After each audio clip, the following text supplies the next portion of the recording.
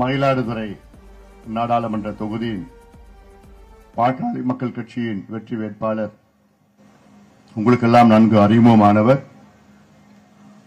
இந்த பகுதியின் வளர்ச்சிக்காக, குறிப்பாக காவிரி டெல்டா பகுதியின் வளர்ச்சிக்காக கடந்த 40 ஆண்டு காலமாக பாடுபட்டு வந்து இன்று ஆடுதுறை பேரூராட்சியின் தலைவராக மிக சிறந்த முறையில், மிக நேர்மையான முறையிலே சிறப்பாக பணியாற்றி நம்முடைய இனமான காவலர் சமூகநீதி போராளி மருத்துவர் ஐயாவால் இந்த தொகுதியின் நம்முடைய வெற்றி வேட்பாளராக நிறுத்தி வைக்கப்பட்டு, இதோ இரு கரங்களை கூப்பி எனக்கு ஒரு வாய்ப்பு தாருங்கள் என்று சொல்லுகின்ற நம்முடைய வெற்றி வேட்பாளர் மா.க. ஸ்டாலின் அவர்களை நீங்கள் எல்லோரும் ஆதரவு அளித்து மாம்பழம் சின்னத்தில் வாக்களித்து அவரை வெற்றி பெற செய்யுமாறு உங்கள் எல்லோரையும் பணிவோடு, பாசத்தோடு, உரிமையோடு நான் கேட்டுக் கொள்கின்றேன்.